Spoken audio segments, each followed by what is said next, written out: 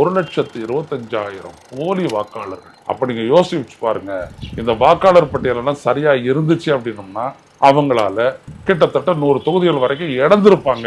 இதை வைத்துத்தான் அவர்கள் வெற்றி பெற்று இருக்கிறார்கள். அட்ரஸ் தப்பு, ஆளு தப்பு, பல இடங்கள்ல பதிவாகி இப்படி எல்லாம் இருக்கிறாங்க. ஆனா தேர்தல் ஆணையம் வழக்கு போடாது. ஏன்னா நான் சொல்றதெல்லாம் உண்மைன்றது அவங்களுக்கு தெரியும். இதுல இருந்து என்ன தெரியுது அப்படின்னம்னா, பாஜகவோட சேர்ந்து தேர்தல் ஆணையம் இந்த வாக்கு சேகரிப்பு சூழ்ச்சியில் ஈடுபட்டிருக்கிறது. அதுதான் இவ்வளவு நடக்குது.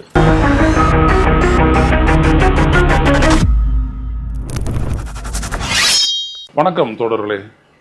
ரோசா செய்தியின் வாயிலாக இன்று மீண்டும் உங்களை சந்திப்பதில் பெருமகிழ்ச்சி அடைகின்றேன். நாடாளுமன்றத்தின் எதிர்க்கட்சி தலைவர், காங்கிரஸ் கட்சியினுடைய பொதுச் செயலர் ராகுல் காந்தி அவர்கள் இன்று டெல்லியில் செய்தியாளர்களிடம் பேசி, கடந்த 2024 மக்களவைத் தேர்தலின் போது எப்படிப்பட்ட ஒரு மோசடி தேர்தல் ஆணையத்தினுடைய உதவியுடன் அரங்கேற்றப்பட்டுள்ளது என்பதனை ஆதாரபூர்வமாக நிறுவியுள்ளார். அதற்காக ஒரு சாம்பிளா, ஒரு மாதிரியா அவர் ஒரு தொகுதியை எடுக்கிறார். கர்நாடக மாநிலத்தில் இருக்கக்கூடிய பெங்களூரு சென்ட்ரல் அந்த தொகுதியை வந்துட்டு நாங்க அங்க எடுத்த எங்களுடைய சர்வே படி பார்த்தீங்க அப்படின்னோம்னா நாங்க அங்க ஜெயிக்கிறதுக்கான வாய்ப்பு இருக்கு அப்படின்னு சொன்னாங்க, தெரிய வந்தது. ஆனா அந்த தொகுதியை வந்துட்டு பாஜக வேட்பாளர் 3,27,915 வாக்குகள் வித்தியாசத்தில் வெற்றி பெற்றார். இது எங்களுக்கு பெரிய அதிர்ச்சியா இருந்தது. எப்படி இது நடக்க முடியும் அப்படின்ட்டு. எனவே அதுல இருக்கக்கூடிய ஒரு அசம்பிளி கான்ஸ்டிடியூன்சி மகாதேவபுரா அப்படின்ற அந்த இடத்துல நாங்க அதை பார்த்தோம், எப்படி இது நடந்துச்சு அப்படின்ட்டு. அந்த அசம்பிளி செக்மெண்ட்ல மட்டும் நீங்க பாத்தீங்கன்னா பாஜக வேட்பாளர் 2,29,632 வாக்குகளை பெற்றிருக்கிறார். ஆனா காங்கிரஸ் வேட்பாளருக்கு வெறும் 15,586 ஓட்டு மட்டுமே கிடைச்சிருக்குது. இதன் மூலம் 1,14,446 வாக்கு வித்தியாசத்தில் பாஜக அங்க ஜெயிக்குது என்று சொல்லிவிட்டு அவர் அந்த தொகுதியில் இருக்கக்கூடிய அனைத்து வாக்காளர்களையும் யாரு, எங்க, என்ன, உண்மையான வாக்காளர்களா, போலி வாக்காளர்களா, உண்மையிலேயே அந்த வாக்காளர் பட்டியலில் இடம்பெற்றிருக்கக்கூடிய அவர்கள் பெயரில் அவர்கள் இருக்கிறார்களா இல்லையா என்பதையெல்லாம் நாங்கள் தீவிரமாக ஆராய்ந்தோம் என்று சொல்லி அவர் பல விடயங்களை கொண்டு வருகின்றார். மகாதேவபுரா என்கின்ற ஒரு சட்டமன்ற தொகுதியில் மட்டும் 1,25,000 மோசடி வாக்குகள் கண்டறியப்பட்டிருக்கின்றன என்கிறார். அதில் பாருங்களேன், ஒரே வாக்காளர் பல இடங்களில் பதிவு செய்த வாக்குகள் மட்டும் 11,965 ஃபேக் அண்ட் இன்வேலிட் வாக்காளர்கள். அவங்கள நீங்க பாத்தீங்கன்னா எந்த அட்ரஸுமே இல்லாம ஜீரோ, டோர் நம்பர் 0, தெரு நம்பர் 0 போட்டு 40,009 வாக்குகள். ஒரே முகவரியிலேயே 60 ஓட்டு, 80 ஓட்டு, 46 ஓட்டு என்று ஒரே முகவரியில், ஒரே வீட்டில், ஒரு ரூம் இருக்கக்கூடிய இடத்துலலாம் 85-86 ஓட்டு. அப்படி bulk voters at single addresses 40,452 வாக்குகள். போட்டோல அந்த வாக்காளருடைய உருவமே இல்லை தெரியல. அப்படிப்பட்ட வாக்காளர்கள் 4,132. இது எல்லாத்துக்கும் மேல என்னம்னா, புதிதாக சேர்க்கக்கூடிய, அதாவது 18 வயது நிரம்பிய வாக்காளர்களை சேர்க்கக்கூடிய அந்த படிவம் 6 வயதானவர்கள் எல்லாம் சேர்க்கப்பட்டிருக்கிறார்கள். உதாரணத்துக்கு 98 வயசு, 96 வயசு, 95 வயசு, 89 வயசு, 72 வயசு, 67 வயசு, 54 என்று சேர்த்திருக்கிறார். அதில் ஒருத்தர் ஷகுன் ராணி 70, அவர்கள் பார்த்தீங்க அப்படின்னா ஒரு புதிய ஓட்டரா சேர்க்கப்பட்டிருக்கிறாங்க. அவங்களுடைய வாக்கு இன்னொரு இடத்துல இருக்குது. இந்த மாதிரி 33,000 ஓட்டு, 33,692 புதிய வாக்காளர்கள் சேர்க்க. இதெல்லாம் ஒரு அசம்பிளி, மகாதேவபுரான்ற ஒரு அசம்பிளியில மட்டும் வச்சிருக்கிறாங்க. ஆக நீங்க பாத்தீங்க அப்படின்னம்னா ஒரே ஒரு தொகுதியில மட்டும், ஒரு மக்களவை தொகுதிக்கு உட்பட்ட ஒரு சட்டப்பேரவை தொகுதிகளில் மட்டும் 1,25,000 போலி வாக்காளர்கள், அட்ரஸ் தப்பு, ஆளு தப்பு, பல இடங்கள்ல பதிவாகி இப்படியெல்லாம் இருக்கிறாங்க. இதுல என்ன அப்படின்னம்னா இவ்வளவு தூரம் வந்திருக்குது. இந்த ஆதாரத்தை இதை வந்துட்டு நாங்கள் கிட்டத்தட்ட அதை லிஸ்ட் அப்படியே காட்டுறாரு, எப்படியெல்லாம் நாங்கள் இது பண்ணோம் அப்படின்ட்டு. அவ்வளவு வாக்காளர்களுடைய பட்டியல் அந்த மகாதேவபுரா அப்படின்ற அந்த தொகுதிக்கு உட்பட்ட அதில் இருக்கக்கூடிய வாக்காளர்கள் அனைத்து பேருனுடைய அந்த வாக்காளர் பட்டியலை எடுத்து 30 to 40 பேர் கடந்த 6 மாசமாக ஆராய்ந்து நாங்கள் வெளிக்கொணர்ந்த உண்மைகள் இவைதான், தாராளமாக வழக்கு போடட்டும் தேர்தல் ஆணையம். ஆனால் தேர்தல் ஆணையம் வழக்கு போடாது. ஏன்னா நான் சொல்றதெல்லாம் உண்மைன்றது அவங்களுக்கு தெரியும். இதுலேருந்து என்ன தெரியுது அப்படின்னம்னா, பாஜகவோட சேர்ந்து தேர்தல் ஆணையம் இந்த வாக்கு சேகரிப்பு சூழ்ச்சியில் ஈடுபட்டிருக்கிறது. இதை வைத்துத்தான் அவர்கள் வெற்றி பெற்று இருக்கிறார்கள். கர்நாடகத்தில் இருக்கக்கூடிய மொத்த தொகுதிகளில் 28-இல் 16-இல் 18-இல் நாங்கள் வெற்றி பெறுவோம் என்று நாங்கள் எதிர்பார்த்தோம். ஆனால் 9-ல் தான் வெற்றி பெற முடிஞ்சுது. இதற்கான காரணத்தை நாங்கள் ஆராயும் போது தான் இவ்வளவு விடயத்தை நாங்கள் வந்துட்டு கண்டுபிடிச்சோம்.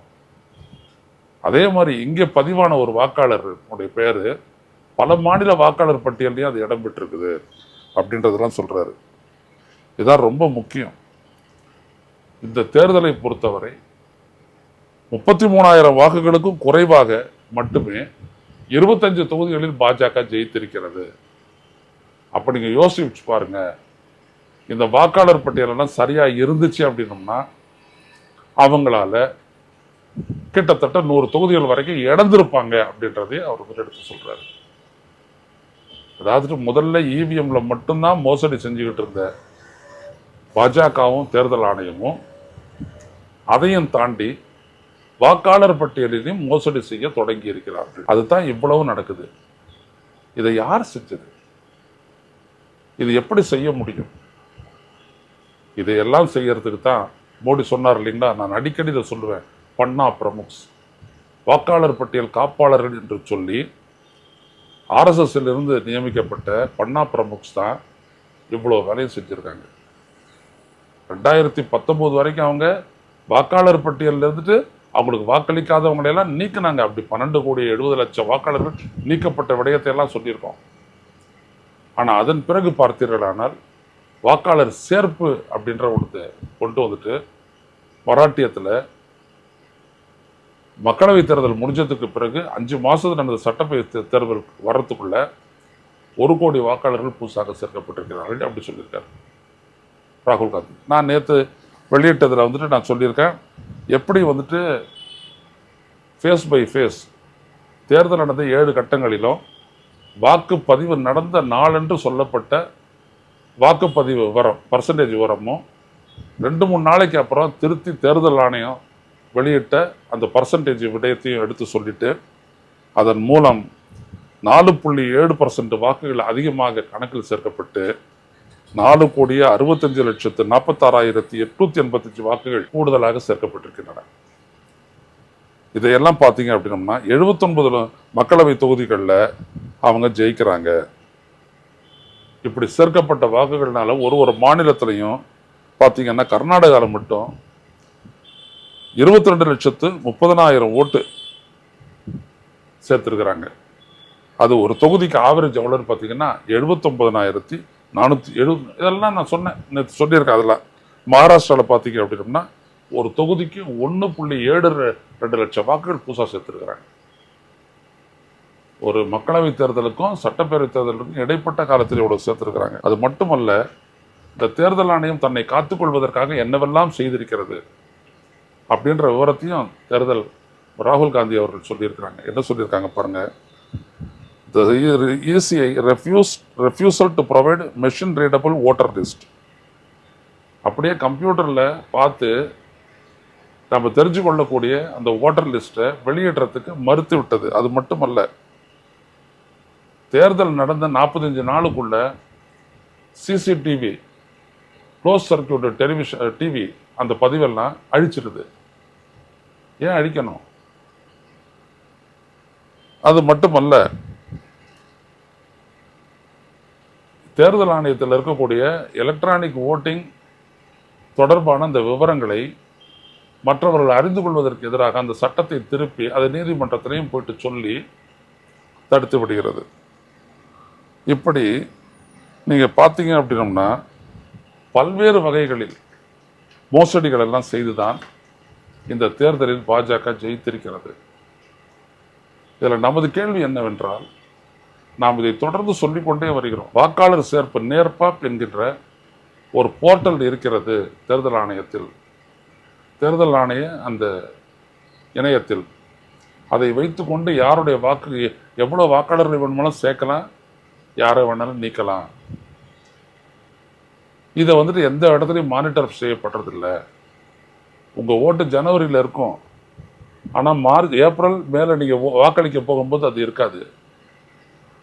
அது எங்கிருந்து இந்த அழிப்பு நடைபெறுகிறது என்று பார்த்தால் இந்த பன்னா பிரமுக்ஸ் என்பவர்கள் செய்யக்கூடிய வேலை தான். எனவே இன்றைக்கு ஒரு எதிர்க்கட்சி தலைவராக நமது நாட்டு ஜனநாயகத்தை ஆளுங்கட்சியும் தேர்தல் ஆணையமும் இணைந்து செய்யக்கூடிய சதி வேலையிலிருந்து மீட்பதற்கான ஒரு பெரும் நடவடிக்கையினுடைய ஒரு தொடக்கத்தை ராகுல் காந்தி கொடுத்திருக்கிறார். அதான் உண்மை. ஒரே ஆளு வேட்பாளர் மராட்டியத்தில், கர்நாடகாவில், ஒரிசால, மத்திய பிரதேசத்தில் ஒரே வாக்காளர், அதே போட்டோ, அதே வாக்காளர். பல வாக்குகள் எவ்வாறு பதிவு செய்யப்பட்டிருக்கின்றன என்றால், door number 0, street number 0, hashtag மட்டும் போட்டுடலாம், இப்படிலாம் பண்ணியிருக்காங்க. ஆண் பெண் எல்லா வாக்காளர்களையும் அவங்க வந்துட்டு ஃப்ராட் அடிச்சிருக்கிறாங்க. இப்படிதான் இந்த நாட்டில் தேர்தல் நடத்தப்பட்டு இன்றைக்கு மோடி பிரதமராக அமர்ந்து கொண்டிருக்கிறார். இன்றும் அமர்ந்து கொண்டிருக்கிறார். இதை எப்படி தடுப்பது? நிச்சயமாக நீதிமன்றத்தில் தடுக்க முடியும். ஆனால் நடந்து முடிந்த தேர்தலை என்ன செய்வது? இது மக்களாட்சி. ஆனால் மக்களினுடைய உரிமை மிக மோசமாக, கொடூரமாக, தவறாக பயன்படுத்தப்பட்டிருக்கிறது. இதற்கு ஒரே தீர்வு, நாம் களத்தில் இறங்கி கட்சிகளும் மக்களும் ஒன்றாக இறங்கி போராட வேண்டியதுதான். ஆனால் முக்கியமாக இதில் நாம் மூலத்தை விட்டுவிடக்கூடாது. இவிஎம் அது ஒழிக்கப்பட வேண்டும். இரண்டாவது, டிரான்ஸ்பரன்சி, வெளிப்படைத்தன்மை. அதை நாம் தொடர்ந்து சொல்லிக்கொண்டே வருகிறோம். ஒரு ஜனநாயகத்தில் தேர்தல் நடவடிக்கைகள் அனைத்தும், எலக்டோரல் ப்ராசஸ் அனைத்தும் வெளிப்படைத்தன்மை உள்ளதாக இருக்க வேண்டும். இந்த மாதிரி சிசிடிவி ஃபுட்டேஜ் தரமாட்டேன், எலக்ட்ரானிக் டேட்டாலாம் தரமாட்டேன் அப்படிலாம் சொல்லிட்டு தேர்தல் ஆணையம் சொல்றதுக்கு எந்த உரிமை இல்லை என்று சட்டங்கள் திருத்தப்பட வேண்டும். இப்படியெல்லாம் செய்து நம் ஜனநாயகத்தை மீட்டால் மோடி போன்றவர்கள், பிஜேபி போன்றவர்கள் இந்த நாட்டில் ஆட்சி அதிகாரத்துக்கு வரவே முடியாது, தடுத்து விடலாம். ஊடகம், கார்ப்பரேட், அரசியல்வாதிகளின் கைப்பாவையாக, அடிமைகளாக இருந்தது போதும். இனி சாட்டை எடுத்து சுழற்றும் நேரம் வந்துவிட்டது. ஊடகம் பொதுமக்களாகிய உங்களுக்காக, உங்களாலேயே இயக்கப்பட வேண்டும். ஊடக சுதந்திரத்திற்காக உங்களின் பங்களிப்பை இன்றே அளித்திடுங்கள். மீண்டும் சந்திப்போம். நன்றி, வணக்கம்.